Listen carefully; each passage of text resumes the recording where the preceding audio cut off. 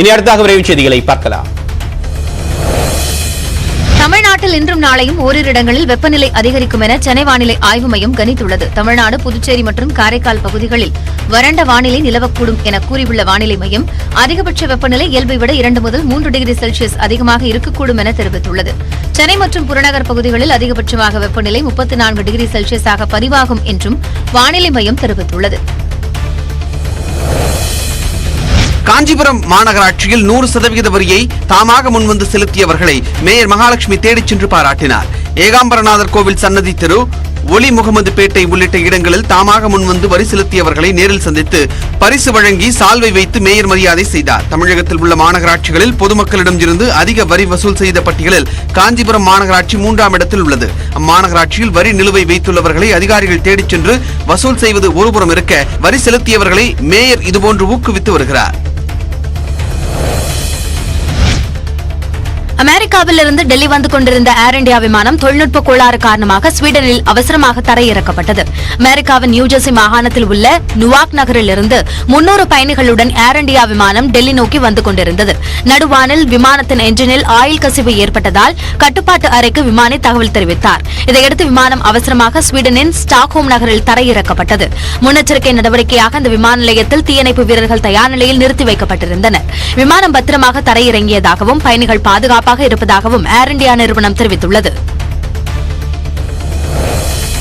மும்பை தாராவி அருகே கமலா நகரில் குடிசை பகுதியில் பயங்கர தீ விபத்து நேரிட்டது. ஒரு வீட்டில் தீப்பிடித்த நிலையில் உடனடியாக அங்கிருந்தவர்கள் வெளியேறினர். தீ விபத்து குறித்து தகவல் அறிந்து 10 வாகனங்களில் சென்று தீயணைப்பு வீரர்கள் தீயை போராடி அணைத்தனர். இந்த விபத்தில் நல்வாய்ப்பாக யாருக்கும் காயம் ஏற்படவில்லை.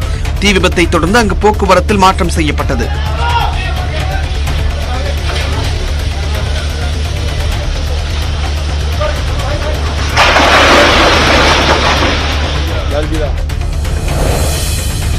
கடலூர் அரசு மருத்துவமனையில் தவறான சிகிச்சை அளிக்கப்பட்டதாக கூறி பாதிக்கப்பட்ட பெண்ணும் அவரது உறவினர்களும் தர்ணாவில் ஈடுபட்டனர். சிறுவத்தூரைச் சேர்ந்த பத்மாவதிக்கு கடந்த செப்டம்பர் மாதம் 19ஆம் தேதி கடலூர் மருத்துவமனையில் குழந்தை பிறந்தது. டிஸ்சார்ஜ் ஆகி வீடு சென்ற பத்மாவதிக்கு வயிற்றுவலி ஏற்பட மீண்டும் கடலூர் மருத்துவமனைக்கு அழைத்து வரப்பட்டார். அங்கு முறையாக சிகிச்சை அளிக்கவில்லை என கூறி புதுச்சேரி ஜிப்மர் மருத்துவமனையில் அனுமதித்துள்ளனர். அங்கு பரிசோதனை செய்ததில் பிரசவத்தின் போது பத்மாவதியின் குடல் பகுதியையும் கர்ப்பப்பை வாய்ப்பகுதியையும் சேர்த்து தையல் போட்டுள்ளதாக மருத்துவர்கள் தெரிவித்துள்ளனர். இந்த விவகாரம் தொடர்பாக ஆட்சியரிடம் 5 முறை மனு கொடுத்தும் விசாரணைக்கு உத்தரவிட்டும் தங்களிடம் எந்த விசாரணையும் நடத்தவில்லை என கூறி பத்மாவதியும் அவரது உறவினர்களும் போராட்டத்தில் ஈடுபட்டனர். வேலூரில் முறையாக முடிவெட்டாமல் பள்ளிக்கு வந்த 75 மாணவர்களுக்கு தனது சொந்த செலவில் தலைமை ஆசிரியர் முடித்திருத்தம் செய்துள்ளார். ஊரீசு மேல்நிலைப் பள்ளியைச் சேர்ந்த சில மாணவர்கள் தலைமுடியை சரியாக வெட்டாமல் லைன் கட்டிங், டாப் கட்டிங் என ஸ்டைலாக வலம் வந்துள்ளனர். பள்ளி நிர்வாகம் பலமுறை அறிவுறுத்தியும் மாணவர்கள் கேட்காத சூழலில் தலைமை ஆசிரியர் எபினேசர் 2 முடித்திருத்தம் தொழிலாளர்களை வரவழைத்து மாணவர்களுக்கு முடித்திருத்தம் செய்துள்ளார்.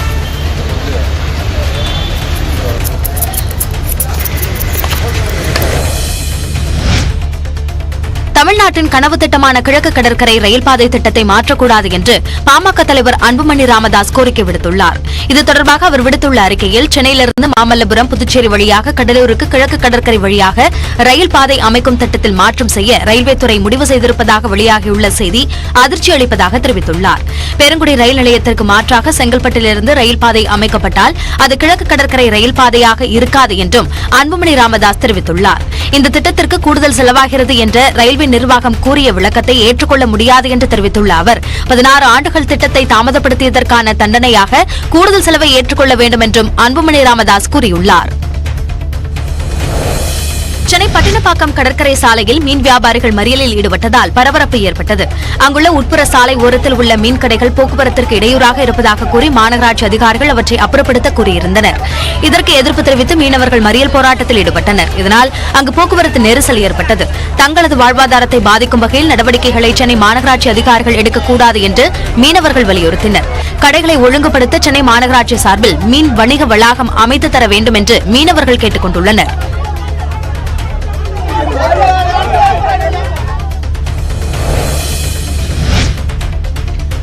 கொரோனா ஊரடங்கு காலத்திற்கு முன்பு நின்று சென்ற அனைத்து ரயில்களும் கடம்பூர் ரயில் நிலையத்தில் மீண்டும் நின்று செல்ல வலியுறுத்தி வியாபாரிகள் சார்பில் 2வது நாளாக கடையடைப்பு போராட்டம் நடைபெற்று வருகிறது. கோவில்பட்டி முதல் திருநெல்வேலி வரையிலான இருப்பு பாதையில் கடம்பூர் ரயில் நிலையம் முக்கியமானதாக இருந்தபோதிலும் ரயில்கள் நிற்காததால் விவசாயிகள், வியாபாரிகள் பாதிக்கப்படுவதாக வணிகர்கள் வேதனை தெரிவிக்கின்றனர். இது தொடர்பாக தெற்கு ரயில்வே கோட்ட மேலாளருக்கு வியாபாரிகளின் சார்பில் அளிக்கப்பட்ட மனுக்கள் மீது எந்த நடவடிக்கையும் எடுக்கவில்லை என்று குற்றம் சாட்டுகின்றனர். கோரிக்கைகளுக்கு செவிசாய்க்கவில்லை என்றால் அரசு வழங்கிய ஆவணங்களான ஆதார், வாக்காளர் அடையாள அட்டைகளை திரும்ப ஒப்படைக்கப் போவதாக எச்சரித்துள்ளனர். நேற்று கடம்பூரில் கொரோனாக்கு முன்னால் ட்ரெயினை திருப்பி எங்களுக்கு ஸ்டாப் பண்ணி கேட்டு நேற்று முழு கடையடைப்பும் உண்ணாவிர போராட்டம் நாங்கள் நடத்தினோம். அது நாங்கள் நடத்தியதுனால எங்களை காவல்துறையில் அரெஸ்ட் பண்ணி போயிட்டாங்க. திருப்பி நாங்கள் இன்னைக்கு 2வது தொடர் கடையடைப்பு பண்ணிக்கிட்டு இருக்கோம்.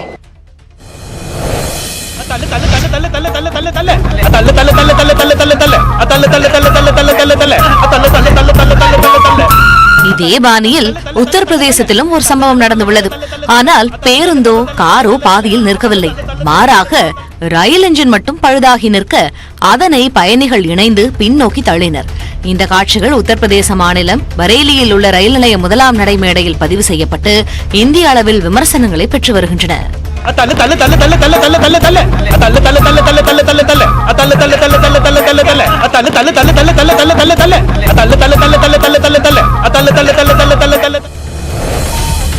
டெல்லியில் உள்ள ஜீசஸ் அண்ட் மேரி கல்லூரியில் பெண் பேராசிரியர்கள் புடவையில் உற்சாகமாக நடனமாடிய காட்சியை நடிகர் ஷாருக் கான் புகழ்ந்துள்ளார். அண்மையில் வெளியான பதான் படத்தில் இடம்பிடித்த ஜூமே ஜோ பதான் பாடலுக்கு மாணவிகள் முதலில் நடனமாடினர். அப்போது திடீரென நுழைந்த வணிகவியல் துறை பேராசிரியர்கள் புடவையில் அழகாகவும் ஸ்டைலாகவும் நடனமாடினர். இது அங்கிருந்த மாணவிகளை உற்சாகப்படுத்தியது. இந்த காட்சிகளை ட்விட்டரில் பதிவிட்டுள்ள ஷாருக் கான் பேராசிரியர்கள் கல்வித்துறையின் ராக் ஸ்டார் என்று புகழ்ந்துள்ளார்.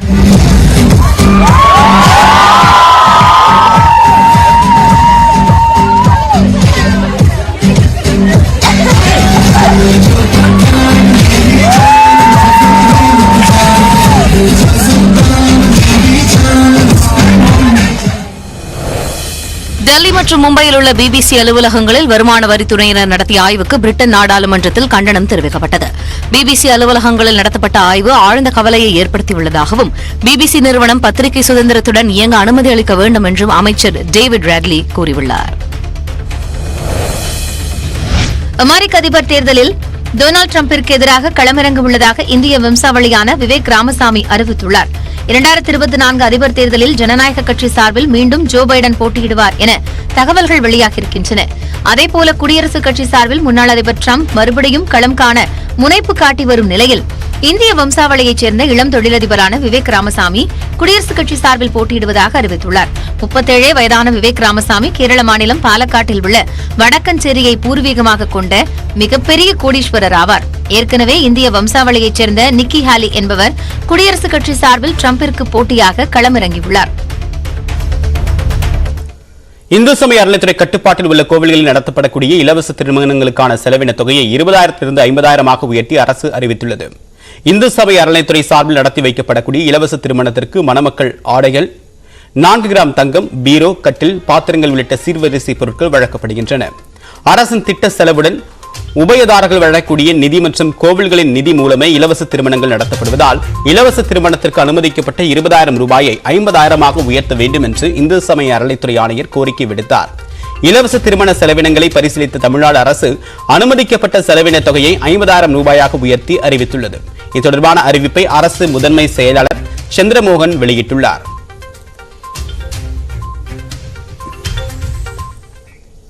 கிருஷ்ணகிரி மாவட்டம் ஓசூர் அருகே நடைபெற்ற எருதுவிடும் விழாவில் காளை முட்டி பார்வையாளர் ஒருவர் உயிரிழந்தார். திப்பசுந்தரம் கிராமத்தில் சப்ளமா கோவில் திருவிழாவை முன்னிட்டு எருதுவிடக்கூடிய திருவிழா கடந்த மாவட்ட நிர்வாகம் நடத்த அனுமதி மறுத்ததால் கடந்த 2ஆம் தேதி கிருஷ்ணகிரி பெங்களூரு சாலையில் மக்கள் போராட்டத்தில் ஈடுபட்டனர். இது கலவரமாக மாறிய நிலையில் அனுமதி வழங்கப்பட்டு இன்று எருதுவிடும் விழா நடைபெற்றது. இதில் 400க்கும் மேற்பட்ட மாடுகளும் 300க்கும் மேற்பட்ட மாடுபிடி வீரர்களும் கலந்து கொண்டனர். பல்லாயிரக்கணக்கானோர் போட்டியை கண்டு ரசித்தனர். இதில் ஆறுப்பள்ளி பகுதியை சேர்ந்த மஞ்சு என்பவர் மாடு முட்டி படுகாயமடைந்தார். அவரை ஓசூர் அரசு மருத்துவமனையில் அனுமதித்த போதும் சிகிச்சை பலனின்றி உயிரிழந்தார். மேலும் படுகாயமடைந்த 10க்கும் மேற்பட்டோர் மருத்துவமனையில் அனுமதிக்கப்பட்டுள்ளனர்.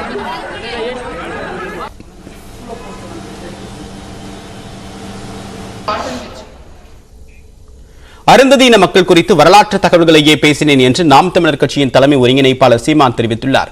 வெள்ளம் சொல் நிகழ்ச்சியில் பேசியவர் இவ்வாறு கூறியுள்ளார்.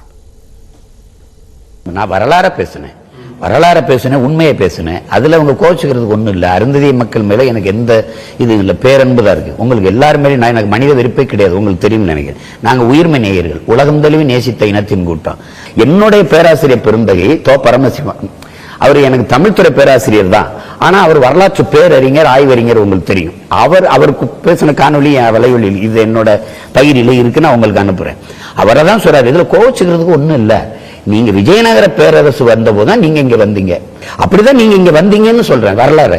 அதுக்காக அவங்க மேல நமக்கு என்ன கோபம் ஒண்ணும் இல்ல. நாங்க தேர்தலில் நிக்க இடம் கொடுக்கிறோம். கட்சியில பெரும்பாலும் நம்ம பிள்ளைங்க வேலை செய்யறாங்க. அது சும்மா திமுக பதறது, அவங்க வாக்கு இருக்கு, ஒருவேளை இவனுக்கு போயிருவோம் ரசிச்சு இதை ஒரு வந்தேரின்னு சொல்லிட்டாரு. என்னைக்கு சொன்ன இந்த வார்த்தையை நான் இதுவரை உச்சரிச்சது கிடையாது. நாம் தமிழர் கட்சியின் தலைமை ஒருங்கிணைப்பாளர் சீமான் உடனான முழு நேர்காணல் இன்று இரவு 9 மணி மற்றும் நாளை காலை 9 மணிக்கு நியூஸ் 18 தமிழ்நாடு தொலைக்காட்சியில் ஒளிபரப்பாகிறது.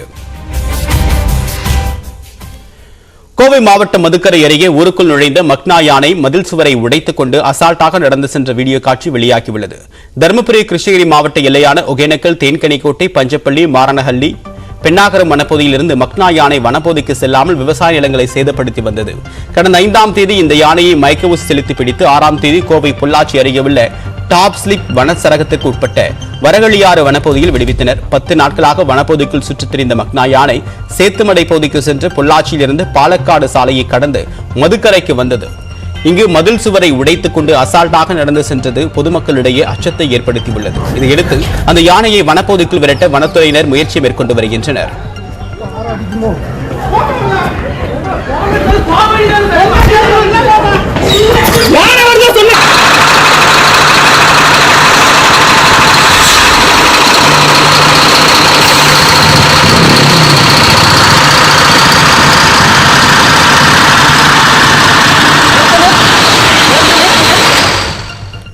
சென்னை பெரம்பூரில் நகைக்கடையில் 9 கிலோ தங்கம் கொள்ளையடிக்கப்பட்ட வழக்கில் 2 வாரமாகியும் கொள்ளையர்களை பிடிக்க முடியாமல் போலீசார் திணறி வருகின்றனர். நகைக்கடையில் இருந்த சிசிடிவி காட்சி பதிவுகள் அனைத்தையும் கொள்ளை கும்பல் தூக்கிச் சென்றுள்ளது. கொள்ளை நடைபெற்ற இடத்தில் புதிய கைரேகை பதிவுகள் கிடைக்காததால் கொள்ளை கும்பல் கையுறை அணிந்து கொள்ளை சம்பவத்தில் ஈடுபட்டு இருக்கலாம் என்ற சந்தேகம் எழுந்துள்ளது. கொள்ளை நடைபெற்ற போது கொள்ளை கும்பல் செல்போன் பயன்படுத்தவில்லை என்றும் அதனால் செல்போன் எண்ணை வைத்தும் கொள்ளை கும்பலை கண்டுபிடிப்பதிலும் போலீசாருக்கு சிக்கல் ஏற்பட்டுள்ளது. கொள்ளையர்கள் பயன்படுத்திய வாகன எண் போலியானது என்பதால் 9 கிலோ தங்க நகையை திருடிச் செல்ல பயன்படுத்திய வாகனத்தை கண்டுபிடிப்பதும் போலீசாருக்கு சவால் உள்ளது. கொள்ளையடித்துவிட்டு வெளியே தப்பிச் செல்லும் போது கொள்ளையர்களை அடையாளம் காணக்கூடிய வகையில் தெளிவான சிசிடிவி பதிவுகள் காவல்துறைக்கு கிடைக்கவில்லை. சுங்கச்சாவடிகளிலும் கொள்ளை கும்பல் தொடர்பான சிசிடிவி காட்சி தெளிவாக கிடைக்காததால் போலீசார் துப்பு துளுக்க முடியாமல் உள்ளனர். இதனிடையே கொள்ளை கும்பல் குறித்து விசாரணை மேற்கொண்டு வரக்கூடிய தனிப்படை போலீசார் அவர்கள் ஆந்திராவை சேர்ந்த கொள்ளையர்களாக இருக்கலாம் என்றும் சந்தேகிக்கின்றனர். எனினும் சுவடு இல்லாமல் அரங்கேற்றிய துணிகர கொள்ளை போலீசாருக்கு கடும் தலைவலியாக இருந்து வருகிறது.